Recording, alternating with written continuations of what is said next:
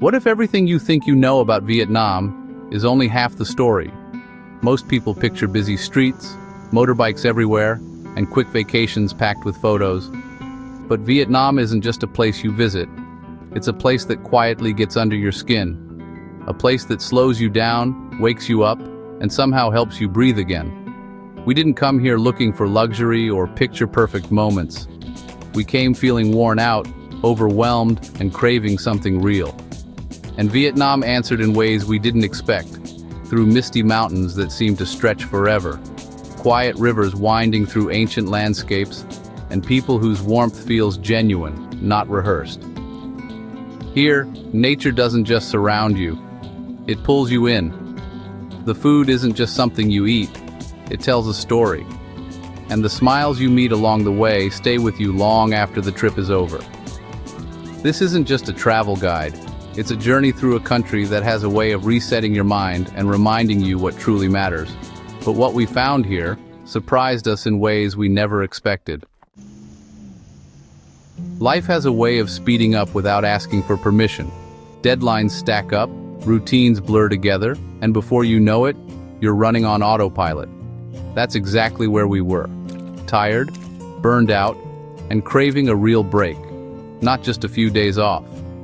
We didn't want another trip filled with packed schedules, luxury resorts, or places that feel designed more for photos than for people. We wanted somewhere that could help us disconnect from the noise and reconnect with ourselves. Somewhere raw, honest, and alive.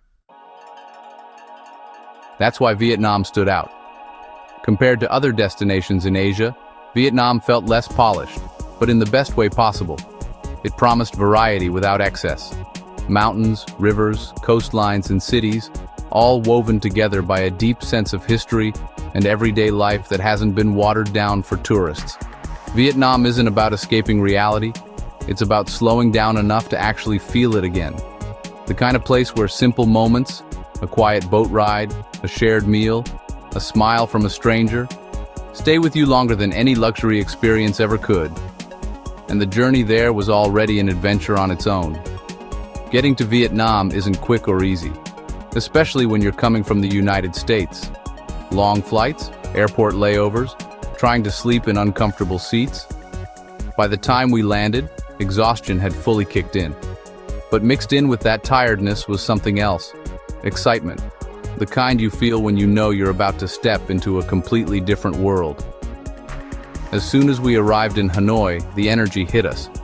The air felt warmer, heavier, and alive. Outside the airport, the city was already buzzing. Motorbikes flowing like rivers, voices overlapping, lights glowing in every direction. It wasn't chaotic in a stressful way, it was organized movement. A rhythm that somehow made sense once you stopped fighting it. Hanoi doesn't ease you in slowly, it welcomes you all at once. The smells of street food, the sound of traffic, the mix of old buildings and modern life. It's overwhelming at first, but in a way that wakes you up. After hours of travel, it felt like the city was saying, "You're here now. Pay attention." Not many travelers from the US have Ninh Binh on their radar, and that's exactly what makes it special. Just a short drive south of Hanoi, the scenery slowly changes. The city noise fades, the roads open up, and suddenly massive limestone mountains rise straight out of the land. People often call Ninh Binh Ha Long Bay on land, and once you see it, the nickname makes perfect sense. Instead of emerald water, these towering rock formations are surrounded by rice fields, rivers, and quiet countryside. It feels dramatic, but peaceful at the same time. One of our first stops was Hoa Lu, Vietnam's ancient capital. Walking through the old temples and stone pathways, it's hard not to feel the weight of history. This was once the political and cultural heart of the country, long before Hanoi ever existed. You're not just looking at ruins, you're standing in a place where Vietnam's story truly began. What made Ninh Binh so special was that balance. It didn't feel like a history lesson you had to sit through. It felt like learning simply by being there, surrounded by landscapes that haven't changed much in centuries. But the real magic of Ninh Binh hadn't even started yet. Trang An is one of those places that immediately makes you slow down without even trying. As soon as you step onto the boat, everything gets quieter. The engine hums softly, the water barely ripples, and towering limestone cliffs close in around you from every direction. Gliding through the river feels like moving through a natural maze. The mountains rise straight out of the water, covered in deep green vegetation, while narrow passages lead you through caves carved by time itself. At moments, it honestly feels like you've slipped into another era, long before crowds, noise, or modern life existed. What makes Trang An even more impressive is that it's a UNESCO World Heritage Site, yet it doesn't feel overdeveloped or staged. There are no giant structures fighting for attention. Nature is still in charge here. The experience feels untouched, calm, and surprisingly intimate. Sitting there, watching the reflections dance on the water, it's easy to forget about schedules, emails, and everything waiting back home. Time moves differently in places like this, and just when we thought it couldn't get better, Hang Mua is where Ninh Binh shows its dramatic side. Getting to the top isn't easy. The stone steps are steep, uneven, and seem to go on forever. With each step, your legs start to burn, your breathing gets heavier, and you begin to question if it's really worth it. Then you reach the top. Suddenly, everything below you opens up. Rivers snake through endless rice fields, limestone mountains stretch in every direction, and the entire landscape feels almost unreal. It's the kind of view that makes you stop talking without realizing it. No filters, no editing, just pure natural beauty laid out in front of you. This is the moment people come for. The kind of view that stays burned into your memory long after the trip is over. It's challenging, it's exhausting, and somehow it feels incredibly rewarding all at once. Ha Long Bay is one of those places almost everyone has seen online. The photos look unreal. Towering limestone islands, emerald water, boats drifting through a landscape that feels almost otherworldly. But seeing it on a screen and standing there in person are two very different things. As soon as we stepped onto the cruise, the scale of it all really hit us. The bay stretched endlessly in every direction, with massive rock formations rising straight out of the water. It didn't feel crowded or rushed.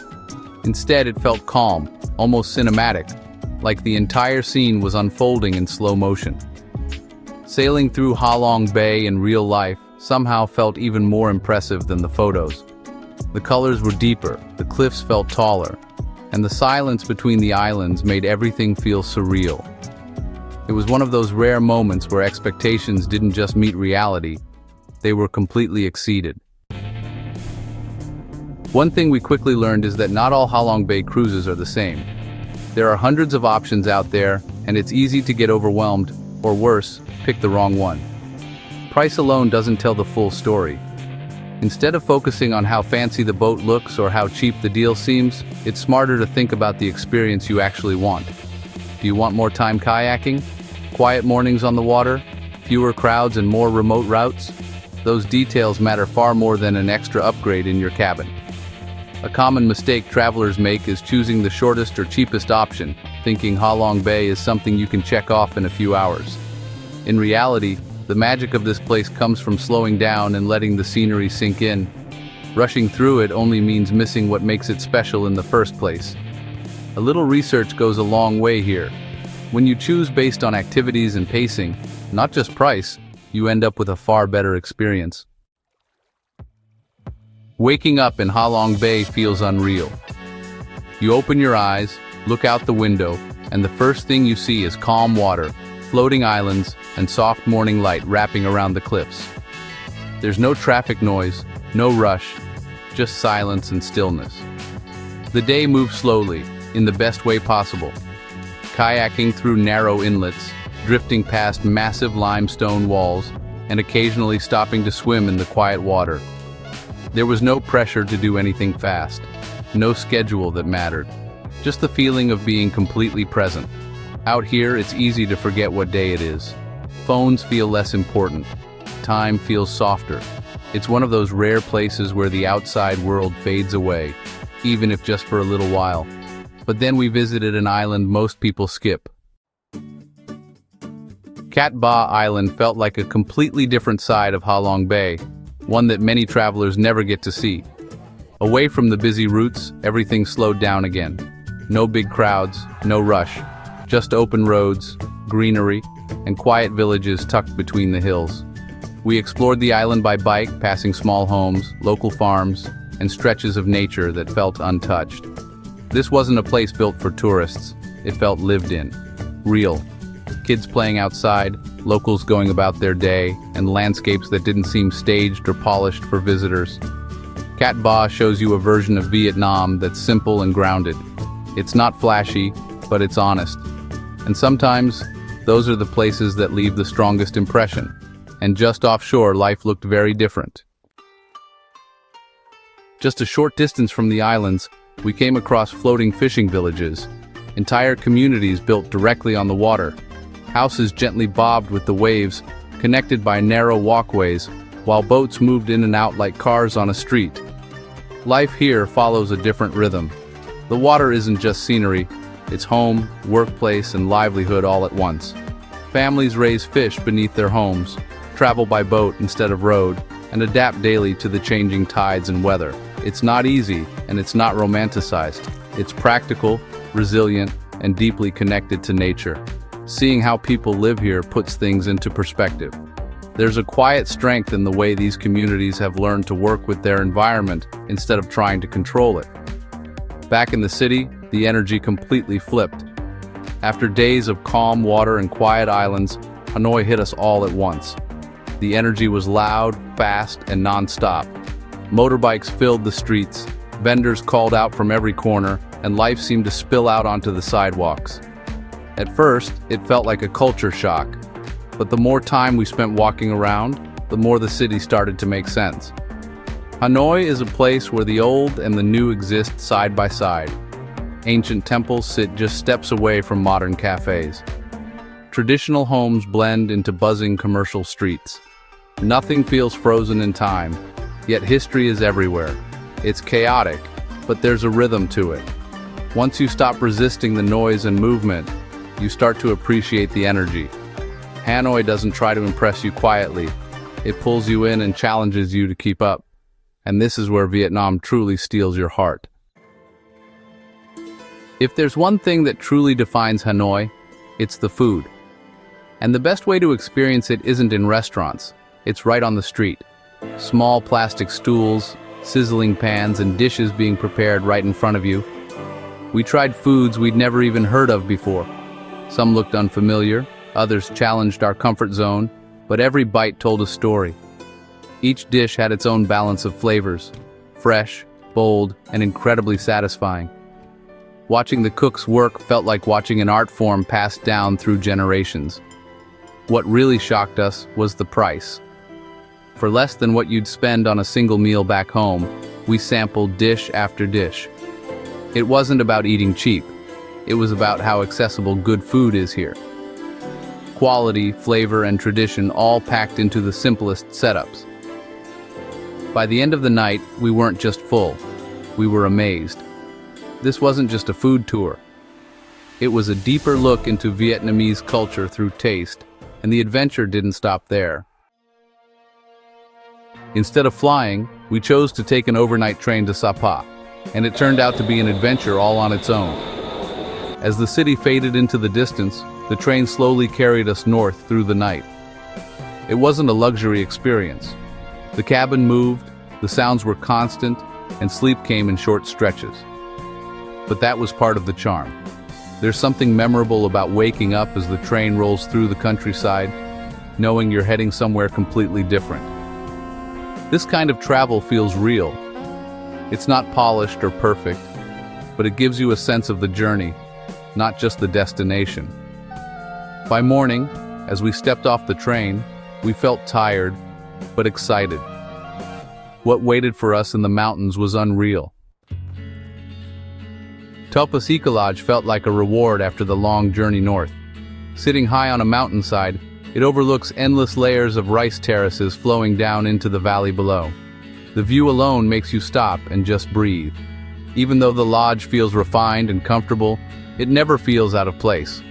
Everything blends naturally into the landscape, as if it was designed to respect the mountains rather than compete with them.